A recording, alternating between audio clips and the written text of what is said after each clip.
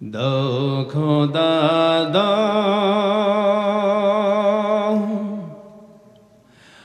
আমায় আবার ওমর দারাজ দিল দাও খোদা দাও আমায় আবার ওমর দারাজ দিল দাও আলীর মতো বীর সেনাবীর আলীর মতো বীর সেনাবীর জাগাবিন খিল দাও খোদা দাও আমায় আবার ওমর দারাজ দিল হামজাকে দাও গরে গরে জীবন দিবে অকাতরে হামজাকে দাও গরে গরে জীবন দিবে অকাতরে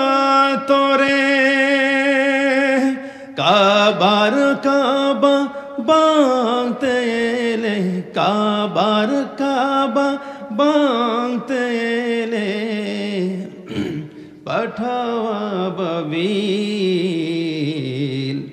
দাও খোদা দাও আমায় আবার ওমর দারাজ দিল দাও খোদা দাও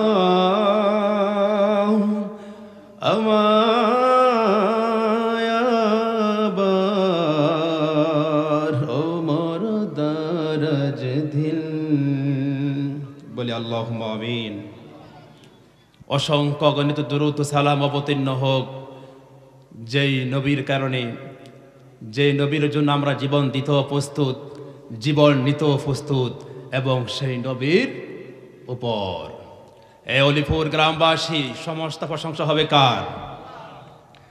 সমস্ত প্রশংসা হবে কার? যিনি আমাদেরকে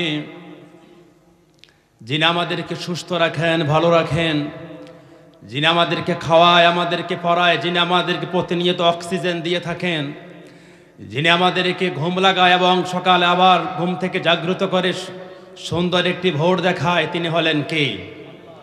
কথা বলতে হবে আমার সাথে।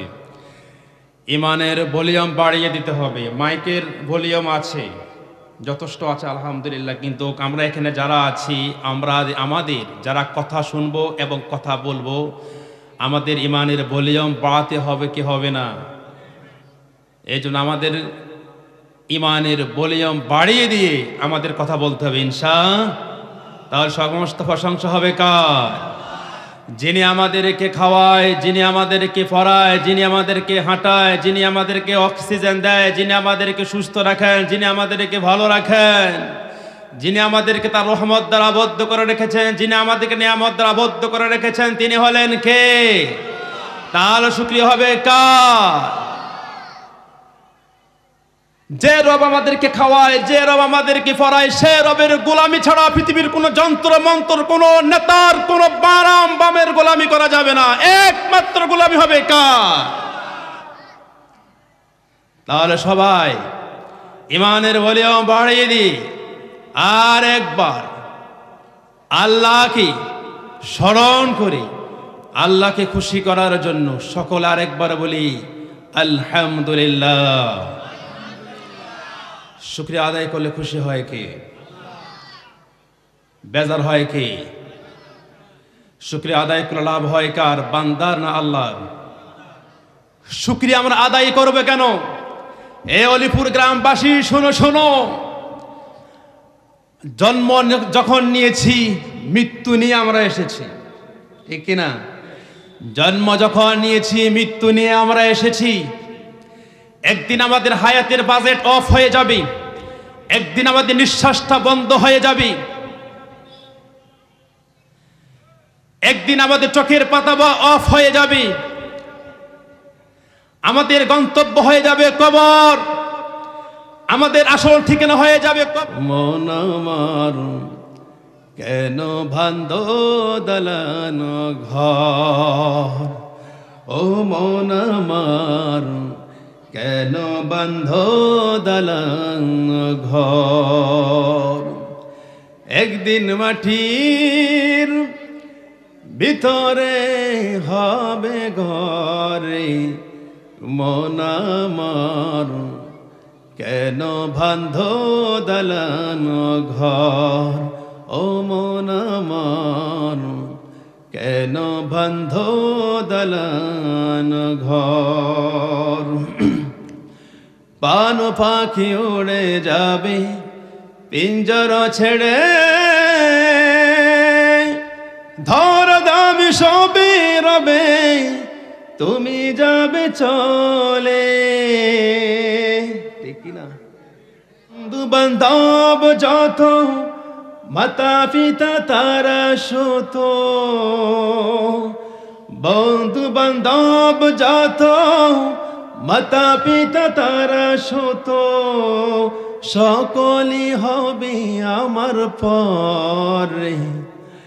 মন আমার কেন বান্ধ দালান ঘর, ও মন আমার কেন বান্ধ দালান ঘর। সত্য না মিথ্যা? এই গজলটা আমাদেরকে মেসেজ দেয়, বান্দা সবকিছু রবি পড়ে, তুমি যেতে হবে কবরে।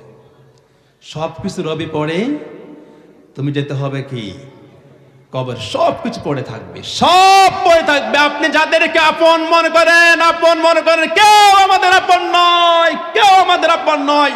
ওই কঠিন কবরের আমাদের আপন হবে। পৃথিবীতে আপনি যা করে যাবেন, যে আমল করবেন, সেই আমলটা আপনার সঙ্গ হয়ে আপনার কবরে যাবে। 18 নম্বর পারা 23 নম্বর সূরা, সূরাতুল মুমিনুন। ক্বাদ আফলাহাল মুমিনুন।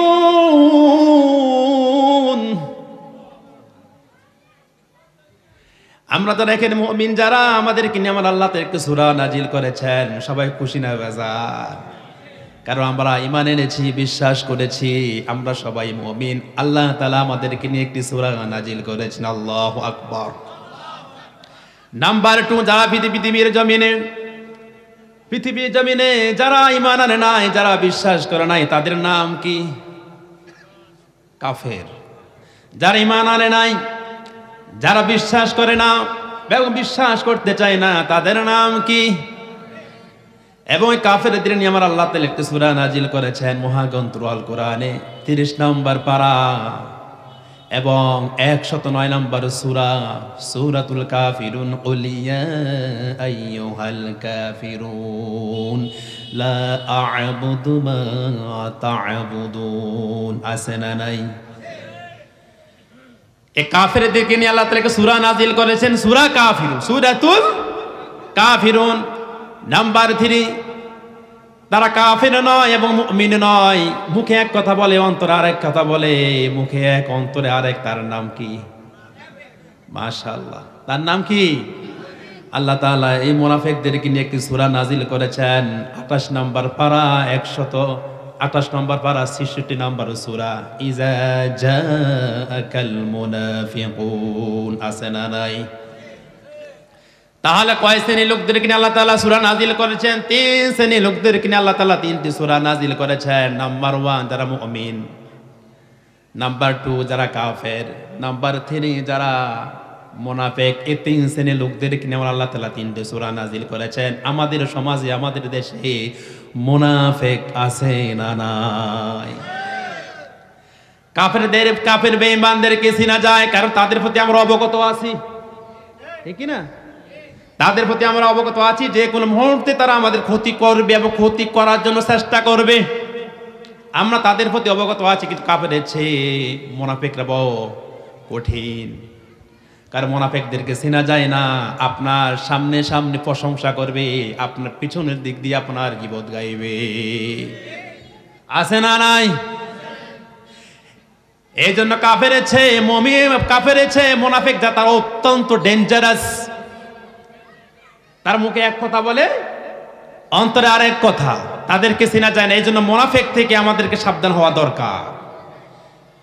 এই তিন শ্রেণীর লোকদের কিনে আমার আল্লাহ তাআলা 3টে সূরা নাজিল করেছেন। আমরা আজকে কথা বলবো পৃথিবীর জমিনে মুমিন কারা এবং মুমিনের বৈশিষ্ট্য নিয়ে কথা বলবো ইনশাআল্লাহ। আমার আল্লাহ তাআলা বলেন, قد أفلح المؤمنون الله أكبر। নিশ্চয় সফল হয়েছে তারা, মুমিন হয়েছে যারা, ঈমান এনেছে যারা, সফল হয়েছে তারা। কেউ যদি বলে আমি অল্প বয়সে কোটি কোটি টাকার মালিক হয়ে গেছি, আমি সফল। কেউ যদি বলে আমি বড় শিল্পপতি, আমার বাজারে শহরে কয়েকটা প্লট আছে 10 তলা 20 তলা, আমি সফল। কেউ যদি বলে আমি সেলিব্রিটি, আমি বড় সফল। কেউ যদি বলে আমার পাওয়ার আছে, আমি নেতাগিরি পেয়ে গেছি, আমি সফল। আছে না নাই? কেউ যদি বলে আমি ক্ষমতা পেয়েছি, আমি সফল। না না না, তুমি সফল নয়, তুমি সফল নয়। তুমি যদি ইমানের দৌলত নিয়ে, ইমানের পুঁজি নিয়ে যদি কবর যেতে না পারো, মরতে না পারো, তুমি সফল নয়। তুমি ব্যর্থ ব্যর্থ ব্যর্থ। মুমিন তো তারা, কদ আফলাল মুমিনুন, ঈমান এনেছে যারা, ঈমান নিয়ে মরেছে যারা। মুআজ্জাজ মুহতারাম, সফল তো তারা যারা শত দুঃখ কষ্টের মধ্যে থেকেও আল্লাহকে বলে না তারা সফল। যারা জালিমের জুলমের শিকার হয়ে ইমানের উপর অটল ছিল, অবিচল ছিল, তারাই সফল। যারা ফাঁসিকে ভয় পায় না, জালেকে ভয় পায় না, কোন জালেমকে ভয় পায় না, নাস্তিক বাতিলকে ভয় পায় না, আল্লাহকে ভয় করে, তারাই সফল। যারা ইসলামের জন্য, দিনের জন্য, কোরআনের জন্য বুকে তাদের রক্ত ঢেলে দেয়, জমিনের মধ্যে ঢেলে দেয়, জীবন দেয়, ঈমান দেয় না, তারাই সফল। তারাই কি? আর কেউ যদি মনে করে আমি ক্ষমতা পেয়েছি, আমি বড় সফল, আমি ক্ষমতা পেয়েছি, আমি সফল হয়েছি, আমি হাজারো মায়ের বুক খালি করেছি, আমি সফল হয়েছি। কেউ যদি বলে আমি আয়নাঘর তৈরি করেছি, আমি সফল হয়েছি। কেউ যদি বলে আমি মানুষকে ঠকিয়েছি, মানুষের উপর জুলুম করেছি, হাজারো আলেমদের উপর টর্চার করেছি, এ টর্চার করে যদি মার করে তারা সফল। না না না, তোমার সফল নয়, তোমার সফল নয়, তোমরা ফেরাউন নমরুদের মতো ব্যর্থ। এ পৃথিবী জমিনে ফেরাউন নমরুদ ছিল কি ছিল না? তাদের হিস্ট্রি জানেন? হ্যাঁ, ফেরাউন ছিল কি ছিল না? নমরুদ ছিল কি ছিল না? তারা ছিল অত্যাচারী শাসক। তারা কি ছিল? অত্যাচারী শাসক ছিল। তারা মানুষের উপরে জুলুম করত, ইসলাম বিরোধী ছিল, অমানবিক মানুষের উপরে অত্যাচার করত। তাদের উপরে কে কথা বলতে পারত? কথা বলতে গেলে তাদের জীবন চলে যেত। এবং তারা নিজেকে খোদা দাবি মনে করেছিল। আরে কথা কয় না। ফেরাউনের হিস্ট্রি জানেন না? ফেরাউন নিজেকে খোদা, আনা রব্বুকুমুল আলা, আমি তোমাদের খোদা বলেছে কি? ফেরাউন, সে নিজেকে খোদা দাবি করেছে। আল্লাহ তাকে ছাড় দিয়েছে, অনেক ছাড় দিয়েছে, দিতে দিতে অনেক দিয়েছে, কিন্তু ছাড় দেয় নাই, ছেড়ে দেয় নাই। কিন্তু আপনি দেখেন ফেরাউন নমরুদকে আমার আল্লাহ তাআলা এমন ভাবে ধ্বংস করেছেন, কাউকে পানির মধ্যে ডুবিয়ে মেরেছে। কথা কয় না? কাউকে পানির মধ্যে ডুবিয়ে মেরেছে। এবং নমরুদকে সাধারণ একটা প্রতিবন্ধী মশা, সাধারণ একটা কি প্রতিবন্ধী মশা, তার একটা ডানাই নাই। কাকে? নমরুদ রে, প্রতিবন্ধী একটা মশা, তার ডানাই নাই। প্রতিবন্ধী মশা তার কানের ভিতরে ঢুকিয়ে এবং কানের ভিতরে প্রবেশ করিয়ে মাথার ভিতরে ঢুকিয়ে দিয়েছেন কে? এই নমরুদকে প্রতিবন্ধীর মশার উসিলে তাকে জোতা পিটা করে করে দুনিয়া থেকে বিদায় করেছে। এবং বাবা আল্লাহ তাআলা তাদেরকে ধ্বংস করেছেন। পৃথিবীর কিয়ামত পর্যন্ত পৃথিবীর মানুষ তাদেরকে মনে রাখবে। কেন মনে রাখবে জানেন? কেন মনে রাখবে? যতদিন মানুষ তাদেরকে মনে রাখবে এবং তাদের নাম শুনবে, ততদিন তাদের নাম শুনে তাদেরকে ঘৃণা করবে।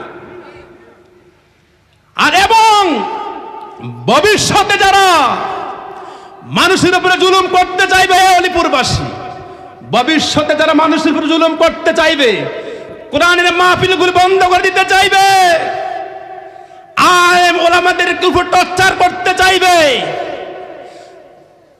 খোদার কসম দিয়ে বলি তোমাদেরকে আমার আল্লাহ তাআলা এমন ভাবে ধ্বংস করবে, ফেরাউন নমরুদের মতো ইতিহাস করে রাখবে। যে ফেরাউন নমরুদকে আল্লাহ তাআলা ধ্বংস করেছেন, সে আল্লাহ এখনো আছে না নাই?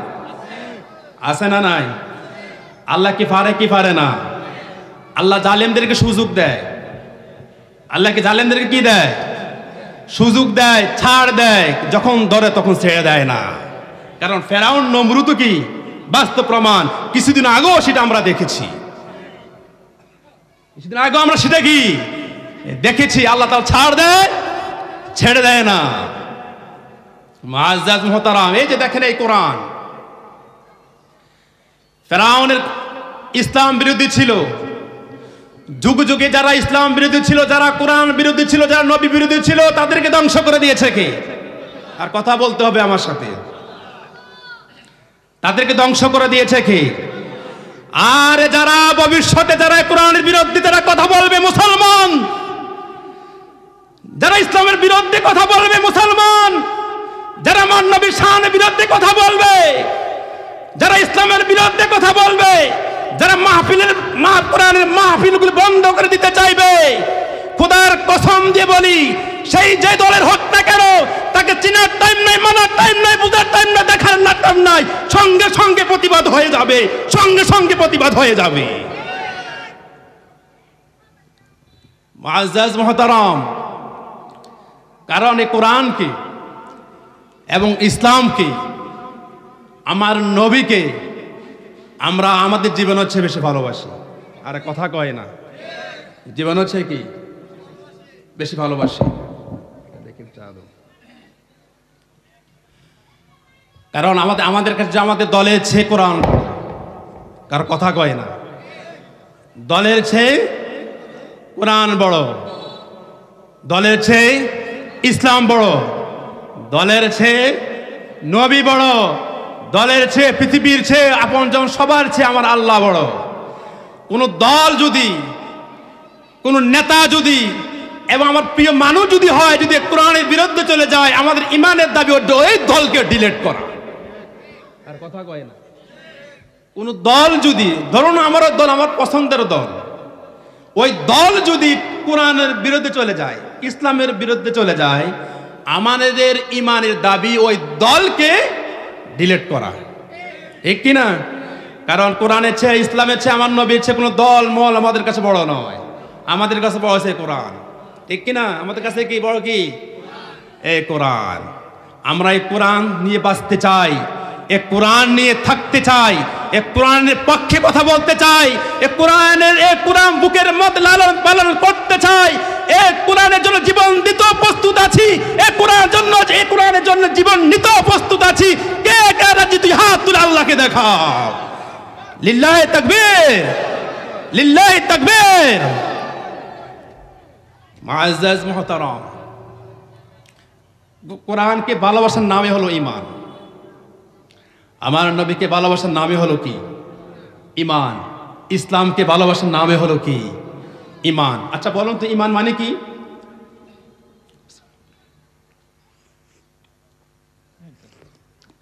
ঈমান অর্থ কি? আমি আপনাদেরকে মাঝে মাঝে টাচ দিব, প্রশ্ন ছড়িয়ে দেব। ঈমান মানে কি?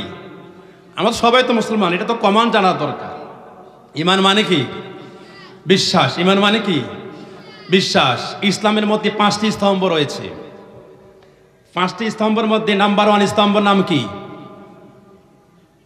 ঈমান। وعن ابن عمر رضي الله تعالى عنه قال رسول الله صلى الله عليه وسلم بني الإسلام على 50 ثلاثة: أن أشهد أن لا إله إلا الله وأن محمدا عبده ورسوله صلى الله عليه وسلم وأقيم الصلاة وإيتاء الزكاة والحج والصوم رمضان। এই হাদিসের মধ্যে কয়টি স্তম্ভের কথা আছে? 5টা। আশহাদু আল্লা ইলাহা ইল্লাল্লাহ ওয়া আন্না মুহাম্মাদান আবদুহু ওয়া রাসূলুহু, প্রথম নাম্বার কি? ঈমান। প্রথম নাম্বার কি? আপনারা কি দুর্বল? দুর্বল নাকি? দুর্বল হইেন না, ঈমানের ভলিউম বাড়ায় দেন। 5টি স্তম্ভের মধ্যে প্রথম স্তম্ভের নাম কি? ওয়া ইকামিস সালাত, তারপরে কি?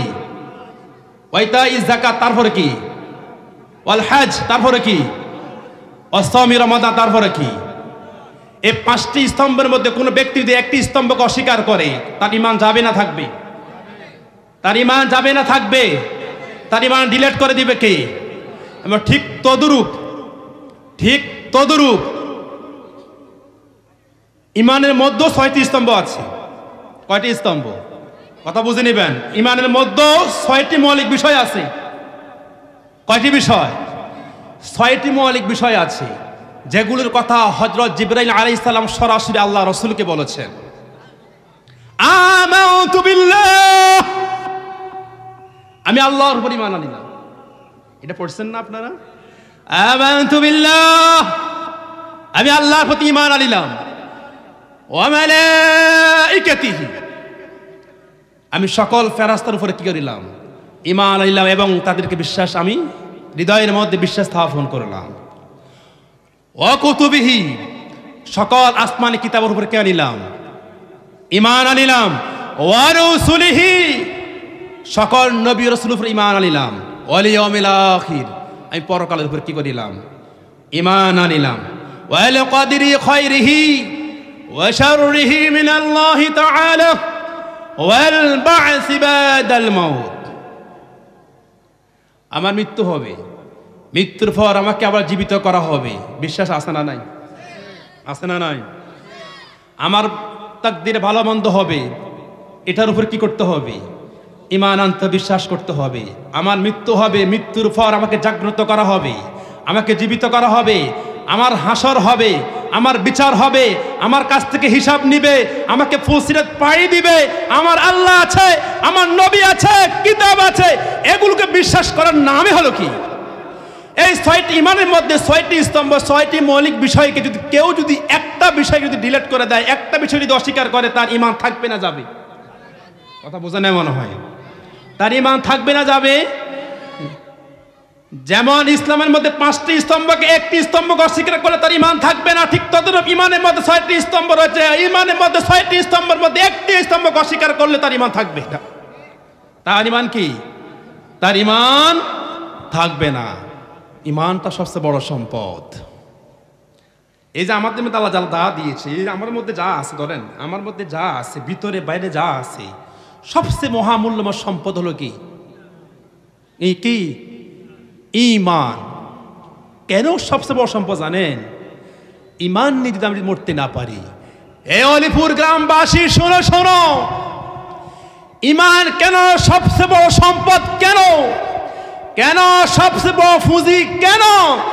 ঈমান নিয়ে যদি আমি মরতে না পারি, ফাকাদ হারামাল্লাহু আলাইহিল জান্নাহ, ঈমান নিয়ে যদি আমি মরতে না পারি, আমার জন্য জান্নাত হারাম করে দিবে কি? আমার জন্য জান্নাত হারাম করে দিবে কে? ঈমান। এই জন্য সবচেয়ে মহা সম্পদ। ঈমান নিয়ে যদি আমি মরতে পারি, আমি এই বিশ্বাস নিয়ে যদি আমি মরতে পারি, আমাদেরকে জান্নাত দিবে কে? আমাদেরকে জান্নাত দিবে কে? আমরা জান্নাতে যেতে চাই কি চাই না? সফল তো তারা যারা ঈমান নিয়ে মরেছে, যারা আর কথা কয় না। সফল তো তারা ঈমান নিয়ে কবরে গেছে যারা, ব্যর্থ তারা যারা ঈমান নিয়ে মরতে পারে নাই তারা। আমরা ঈমান নিয়ে মরতে চাই কি চাই না? ঈমান নিয়ে মরতে চাই কি চাই না? সে ঈমান নিয়ে মরলে হবে, ঈমান নিয়ে বাঁচতেও হবে। ঈমান নিয়ে কি? বাঁচতে হবে। দেখেন আজকে আমাদের সমাজে দেখবেন, অনেক মানুষ দেখবেন নিজেকে পাক্কা ঈমানদার দাবি মনে করে, পাক্কা ঈমানদার দাবি করে, কিন্তু নামাজের সাথে এক ওয়াক্ত নামাজের সাথে কোনো কি নাই, সংযোগ নাই। আছে পাক্কা ঈমানদার, কিন্তু এক ওয়াক্ত নামাজে ধার ধারে না, মসজিদে যায় না, ফজর কখন পড়ছে শেষে নিজেও জানে না। আছে না নাই? সে নিজেকে ইমানদার দাবি করে, খায় সুদ, খায় ঘুষ, এমন ডাকাইত আছে না নাই?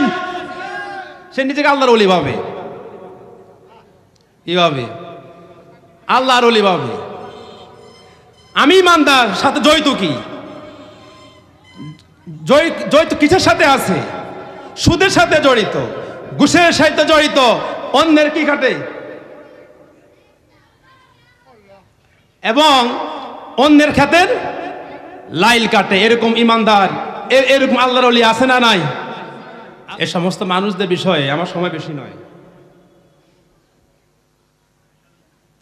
আমার কথা ছিল যে কথাগুলো আমি এনেছিলাম আপনাদের সম্মুখে পেশ করবো বলে, কিন্তু আসলে সেগুলো হবে না, কারণ টাইম অল্প।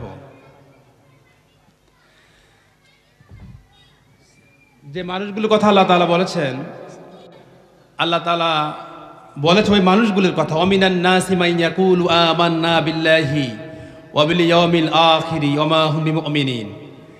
একদল লোক মানুষ বলবে আমি ইমানদার এবং আমি আল্লাহর প্রতি ঈমান আনিলাম, রাসূলের প্রতি ঈমান আনিলাম, তারা মনে করবে অথচ তারা ইমানদার নয়। কেন ইমানদার নয়? তারা নিজেকে ইমানদার ভাববে ঠিকই, কিন্তু তারা সুদের সাথে জড়িত, ঘুষের সাথে জড়িত, জিনার সাথে জড়িত এবং অন্যের হক মেরে খায়, অন্যের উপর জুলুম করে। এই জন্য তারা মুমিন নয়। মুসলমান, শোনো শোনো, মুসলমানের ঘরে জন্ম হলেই মুসলমান হওয়া যায় না। মুসলমান হতে হলে পাক্কা ঈমান লাগবে। মুসলমান হতে হলে কি? পাক্কা ঈমান লাগবে। এই ঈমানটাকে পূর্ণাঙ্গ করার জন্য, ঈমানটাকে পার্লামেন্ট করার জন্য কি দরকার? নামাজ। কি দরকার? নামাজ।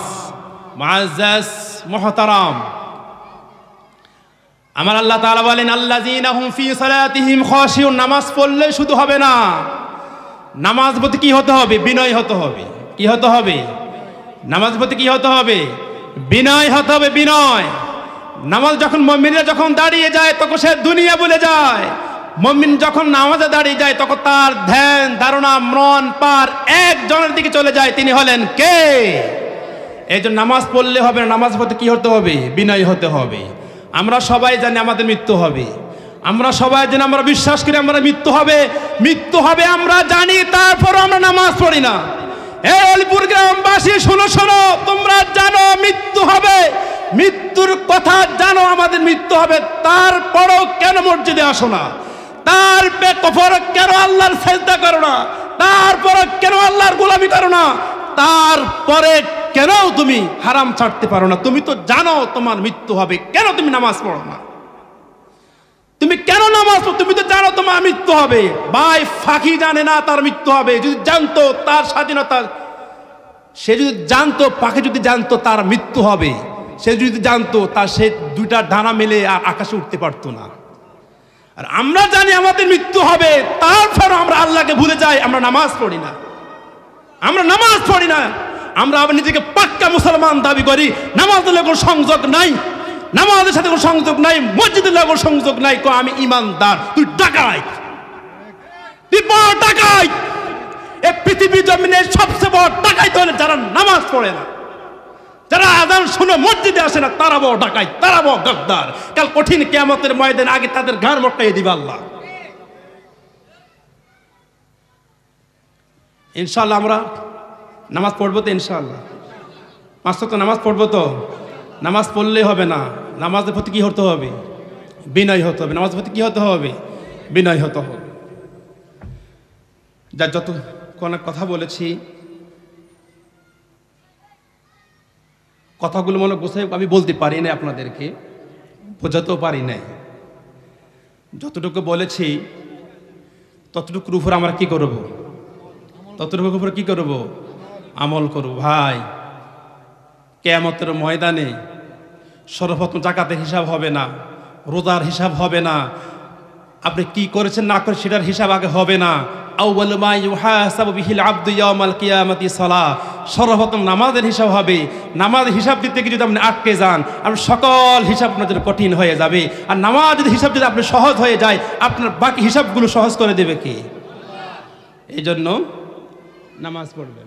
এই জন্য কি নামাজ পড়বেন। আল্লাহ তাআলা আমাদেরকে কবুল করুক, আল্লাহ আমাদেরকে হেদায়েত দান করুক। বলি আল্লাহুম্মা আমিন। ওয়া আখিরু দাওয়ানা আলহামদুলিল্লাহি রাব্বিল আলামিন। আসসালামু আলাইকুম ওয়া রাহমাতুল্লাহি ওয়া বারাকাতুহু।